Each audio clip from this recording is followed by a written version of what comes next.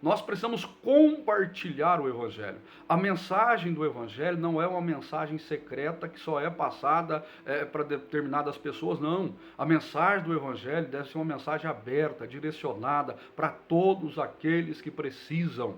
Pessoas estão morrendo em nossa volta e a solução e a salvação para essas pessoas é Jesus. Nós encontramos a Jesus e nós temos esta mensagem salvadora, libertadora, transformadora, regeneradora. Jesus é a causa, Jesus é o efeito, Jesus é tudo para nós. Note que João, o Batista, que havia batizado a Jesus, não teve aquele orgulho, aquela presunção de arrazoar para si os discípulos. Pelo contrário, quando ele viu Jesus passando, ele direcionou os discípulos até Jesus. E é uma passagem interessante quando alguém questionou João Batista, que o ministério de Jesus estava tomando uma proporção muito maior que a sua, e ele diz, é importante que ele cresça e que eu diminua.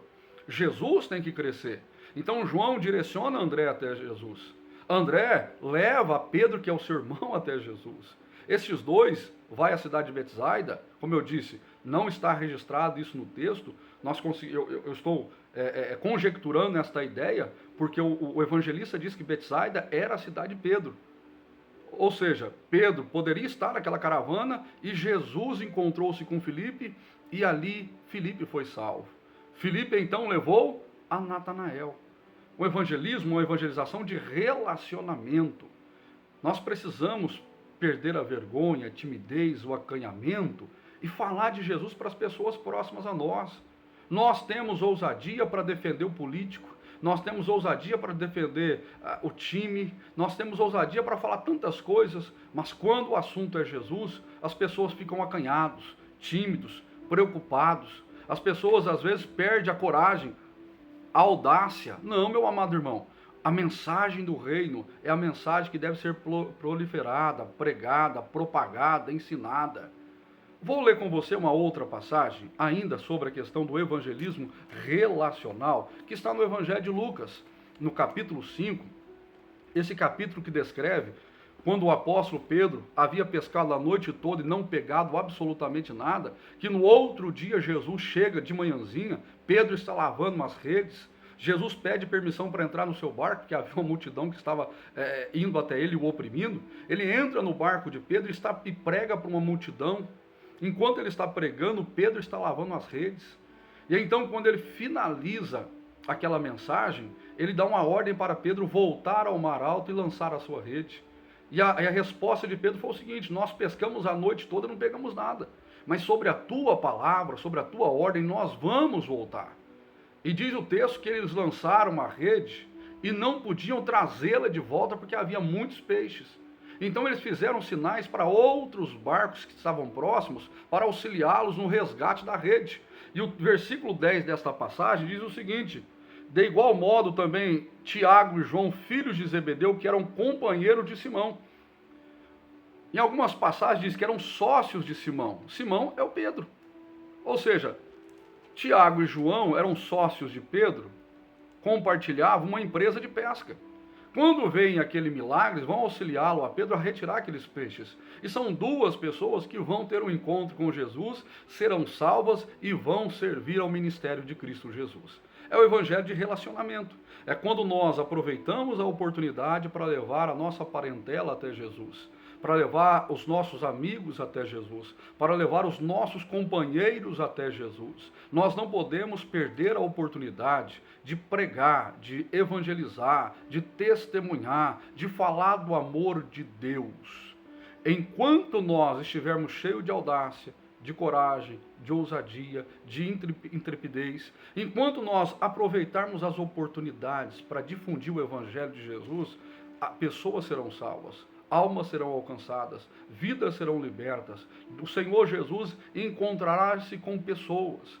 Mas essas pessoas irão até Jesus através da minha vida, através da sua vida. Este é o evangelismo de relacionamento, o evangelismo relacional. Meu amado irmão, todos nós temos um círculo de amizade. Todos nós temos um círculo íntimo de pessoas com quem nós vivemos e convivemos.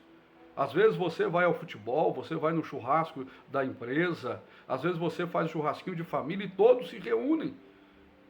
E quantas vezes você aproveitou essas reuniões sociais para falar de Jesus? Essas reuniões para apresentar a mensagem do Evangelho, para testemunhar aquilo que Jesus fez na sua vida. Vamos seguir novamente a linha cronológica. João Batista leva André até Jesus. André leva Pedro até Jesus. Filipe, que era da cidade natal de Pedro, foi até Jesus. Levou Natanael até Jesus. Tiago e João foram ganhos também por intermédio de Pedro.